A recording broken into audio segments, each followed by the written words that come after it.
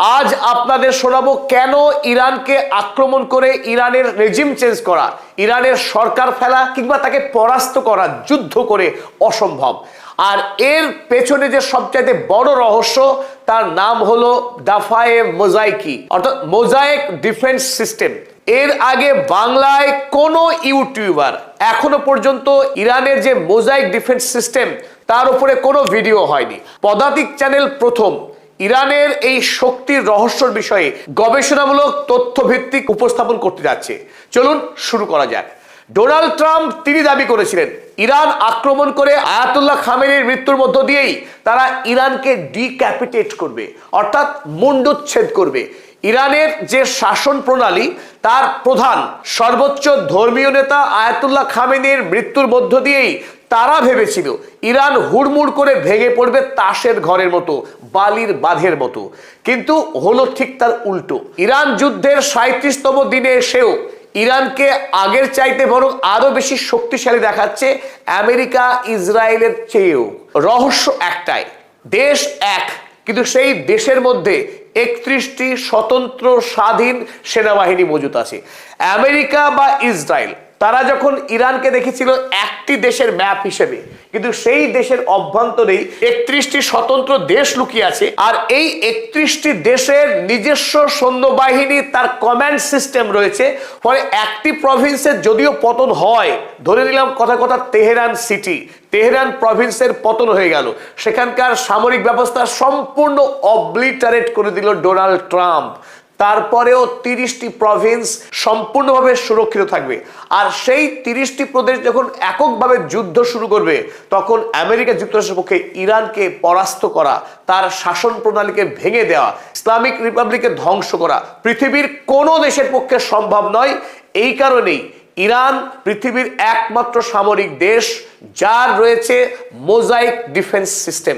পৃথিবীতে অন্যান্য দেশের ক্ষেত্রে সেখানে চিফ অফ স্টাফ বা জয়েন্ট চিফ অফ স্টাফ, প্রধানমন্ত্রী কিংবা রাষ্ট্রপতির তত্ত্বাবধানে একজন সামরিক প্রধান থাকেন, যে সামরিক প্রধান নিয়ন্ত্রণ করেন স্থলসেনা, জলসেনা এবং বায়ুসেনা। আর যখনই এই জয়েন্ট চিফ অফ স্টাফ খুন হয়ে যান, অপসারিত হন, পুরো সামরিক ব্যবস্থা নেতৃত্ব শূন্য হয়ে পড়ে।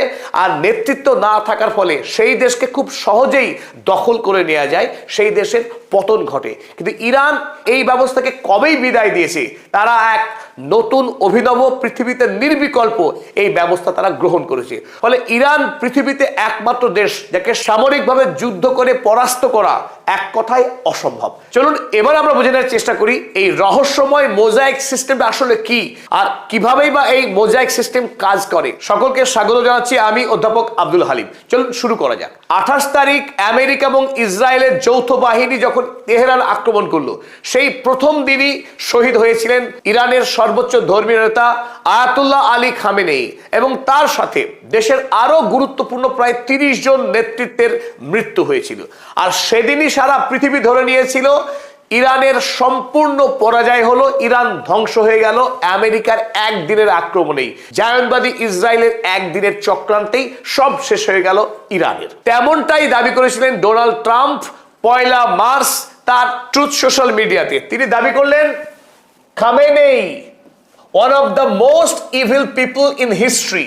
খামেনেই ইতিহাসের সবচাইতে জঘন্যতম ব্যক্তি, ইজ ডেড, এখন মৃত।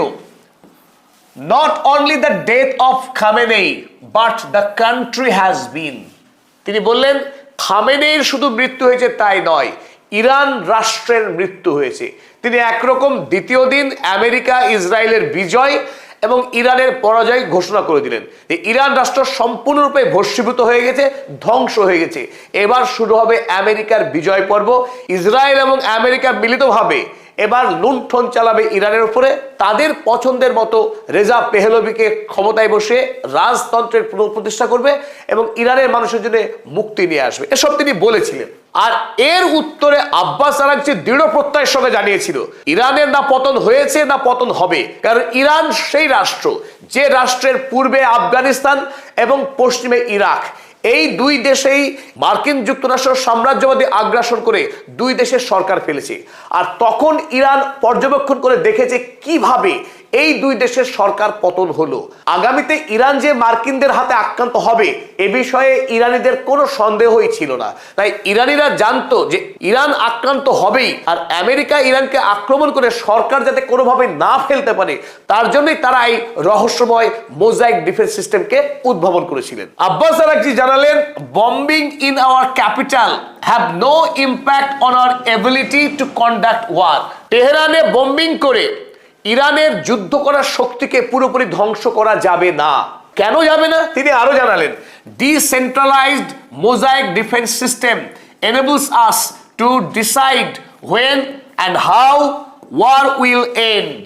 তাদের দেশের বিকেন্দ্রিক মোজাইক প্রতিরক্ষা ব্যবস্থাই ঠিক করবে কিভাবে যুদ্ধ চলবে, কতদিন যুদ্ধ চলবে। তাই তেহরানে বোমাবাজি করে ইরানের সরকার ফেলা সম্ভব না। এমনকি আয়াতুল্লাহ আলী খামেনি, যিনি সর্বোচ্চ নেতা, এমনকি প্রেসিডেন্ট, রাষ্ট্রপতি, তারও যদি মৃত্যু হয় তাতেও ইরানের শাসন ব্যবস্থা কিংবা ইরানের মিলিটারি ইসলামিক রিপাবলিককে ধ্বংস করা পৃথিবীর কোনো দেশের পক্ষে সম্ভব নয়। স্বাধীন দেশকে আক্রমণ করে সরকার পরিবর্তন করা এবং সেই দেশের প্রাকৃতিক সম্পদ লুণ্ঠন করা আমেরিকার সামরিক ইতিহাসের একটা নিত্য নৈমিত্তিক প্রথা। যখন মার্কিন হামলা হয়ে গেল 2003 সালে, ইরাকের সেই সময়ে অত্যন্ত শক্তিশালী সুসজ্জিত একটা সৈন্যবাহিনী ছিল, কিন্তু সেই সৈন্যবাহিনীর যে আর্মি, পদাতিক সেনা, তাদের head Saddam Hussein, Iraqi air force, বায়ুসেনা, তারও মাথা Saddam Hussein, air defence system, আকাশ প্রতিরক্ষা, সেই ব্যবস্থা তারও হেড সাদ্দাম হোসাইন, অনুরূপভাবে ইরাকি নেভি, তারও মাথা সেই সাদ্দাম হোসাইন। অর্থাৎ সাদ্দাম হোসাইন তিনি গোটা দেশের যে সামরিক শক্তি তার নিজের হাতে তিনি রেখেছিলেন, সেই শক্তিকে বন্টন করেননি বা আলাদা করে যে নেতৃত্ব স্থানীয় যে হেড, সেই হেড তিনি নির্বাচন করেননি। অর্থাৎ যিনি আর্মির হেড তিনি যতক্ষণ না পর্যন্ত সাদ্দাম হোসেনের কাছ থেকে ক্লিয়ার সিগন্যাল পাচ্ছেন, অর্ডার পাচ্ছেন, ততক্ষণ তিনি কোনো মুভ নিতে পারবেন না। অনুরূপভাবে প্রত্যেকটি বাহিনী তাদের কোনো অ্যাকশনের আগে তাদের নির্ভর করতে হতো সাদ্দাম হোসেনের কাছ থেকে আসা সংকেত। তাই যখন সাদ্দাম হোসেন তিনি নিজে আক্রান্ত হয়ে গেলেন, আত্মগোপন করে বা বন্দী হয়ে গেলেন, তখন ইরাকের যে বাহিনী, চারটে শক্তিশালী বাহিনী, তাদের যে হেড, তারা নিজের থেকে কোনো রেগুলেটেড অর্গানাইজড কোনো সিদ্ধান্ত নিতে পারলেন না। ফলে আমেরিকার সৈন্যবাহিনীর হাতে এই ইরাকি সেনা হুড়মুড় করে আত্মসমর্পণ করতে বাধ্য হলেন। তারা কোনো স্ট্র্যাটেজি ফলো করতে পারলেন না, যে স্ট্র্যাটেজিতে মার্কিনদের বিরুদ্ধে একটা অর্গানাইজ স্ট্রাকচার যুদ্ধ করা যায়। ফলে ইরাক তার সামরিক শক্তি থাকা সত্ত্বেও, যদিও তা আমেরিকার সমকক্ষ নয়, কিন্তু অত সহজেও ইরাকি বাহিনী পরাজয়ের কোনো কারণ ছিল না। ফলে ইরাক সরকারের পতন হয়ে গেল। আর এই সময়ে ইরানের মধ্যেও ঠিক একই সামরিক কাঠামো বিরাজ করছিল। IRGC, Islamic revolutionary guard corps, তারাই ছিল ইরানের সর্বোচ্চ সামরিক শক্তি, তারা সর্বোচ্চ নেতার নেতৃত্বে কাজ করত। ফলে দেশের মধ্যে যে সামরিক শক্তির বন্টন তা কিন্তু ছিল না। তাই ইরাক যখন হুড়মুড় করে পতন ঘটলো, একই ভবিষ্যৎ যে ইরানের জন্য অপেক্ষা করছে এটা বুঝতে দেরি হয়নি আয়াতুল্লাহ আলী খামেনেয়ির। সুতরাং তিনি যেহেতু বিচক্ষণ একজন নেতা, সেই বিচক্ষণ নেতা তড়িঘড়ি IRGC